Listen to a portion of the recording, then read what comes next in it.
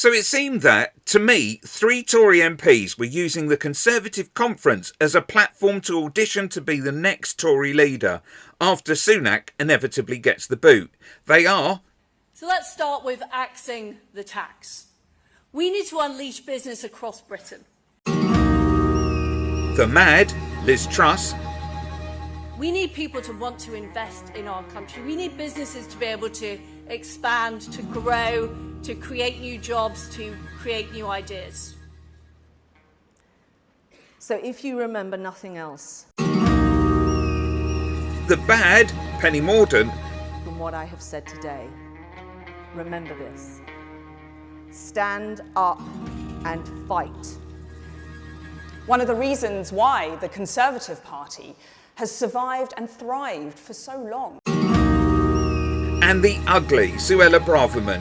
Now, this isn't me saying Suella is ugly, just that her politics are. Is because we are not afraid to admit when we get it wrong. That's why I'm calling upon the Chancellor at the autumn statement to put corporation tax back down to 19%. And frankly, if we can get it lower, the better. What were the main themes of their speeches? Well, Liz Truss, a mouthpiece for 55 Tufton Street, went on about cutting taxes, red tape and giving corporations free rein. She's mad to try and get back the job as Prime Minister, but she's desperate to show that Trussonomics was not a failure. Stand up and fight for our families, for workers, for the protectors, for the wealth creators.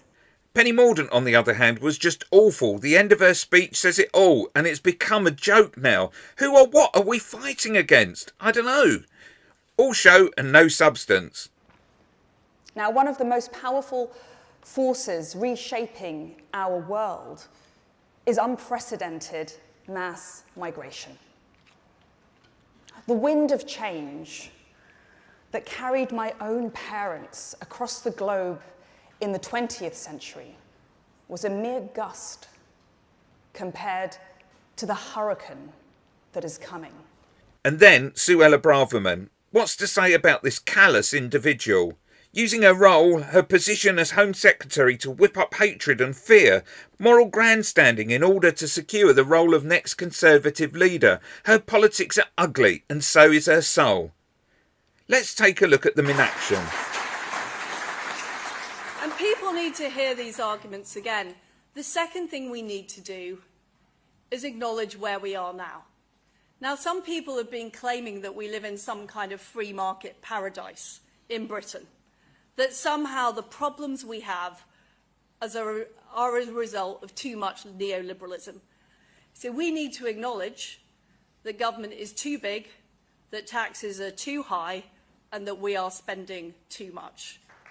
Now, I can't pretend that politicians have done a great job of managing immigration for the last 30 years. We were too slow to recognise the scale of the problem, too unwilling to accept that our legal framework needed to be updated. And let's be honest, far too squeamish about being smeared as racist to properly bring order to the chaos. But all of this is ultimately a question of political will.